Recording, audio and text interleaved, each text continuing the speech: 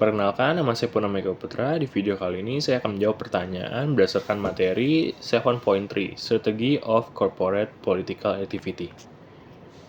Yaitu pertanyaannya, perusahaan sering menggunakan strategi informasi, insentif, keuangan, dan membangun konstituen ke dalam kegiatan politik dalam konteks keberlanjutan dan etika bisnis. Serta strategi mana yang menurut Anda paling tepat diterapkan perusahaan di Indonesia saat berinteraksi dengan pemerintah, serta jelaskan dengan contoh sektor atau isu kebijakan publik yang sesuai. Berdasarkan ke prinsip keberlanjutan dan etika bisnis, strategi yang paling tepat untuk diterapkan perusahaan di Indonesia dalam berinteraksi langsung dengan pemerintah adalah strategi informasi. Dengan strategi membangun konstituen sebagai penduduk, berikut ini penjelasannya. Mengapa strategi informasi paling tepat? Yang pertama, yaitu ada selaras dengan prinsip etika dan transportasi. Strategi informasi mengutamakan penyampaian data faktual, kajian ilmiah, atau bukti empiris kepada pemerintah. Hal ini tentu saja menghindari resiko conflict of interest atau praktik tidak etis seperti penyuapan terselubung yang mungkin muncul dalam strategi bisnis intensif finansial. Yang kedua, ada membangun kredibilitas jangka panjang. Perusahaan yang konsisten menyampaikan informasi valid akan dipandang dengan mitra pemerintah yang kredibel dalam perumusan kebijakan keberlanjutan. Yang ketiga, ada mendorong kebijakan berbasis data. Contohnya, perusahaan dapat memberikan kebijakan kajian dampak lingkungan atau analisis ekonomi sosial untuk mendorong regulasi yang pro lingkungan dan inklusif. Selanjutnya ada contoh penerapan dalam sektor dan isu publik di Indonesia. Yang pertama ada sektor energi terbarukan.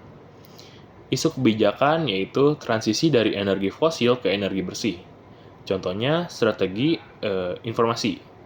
Perusahaan seperti PT Pertamina Geothermal Energy dapat menyampaikan laporan teknis tentang potensi panas bumi di wilayah Indonesia. Disertai analisis pengurangan emisi karbon dan menciptakan lapangan kerja hijau. Dampaknya apa? Tentu saja pemerintah dapat merancang insentif fiskal atau percepatan perizinan proyek energi terbarukan berdasarkan data yang diberikan.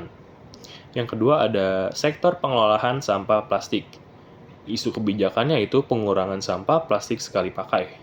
Contoh strategi informasinya yaitu perusahaan seperti PT Danone Aqua dapat berbagi hasil riset tentang efektivitas circular economy dalam pengelolaan sampah botol plastik, termasuk model kolaborasi dengan pemulung dan UMKM daur ulang. Dampaknya yaitu pemerintah daerah mengadopsi regulasi Extended Producer Responsibility atau EPR yang mendukung tanggung jawab produsen.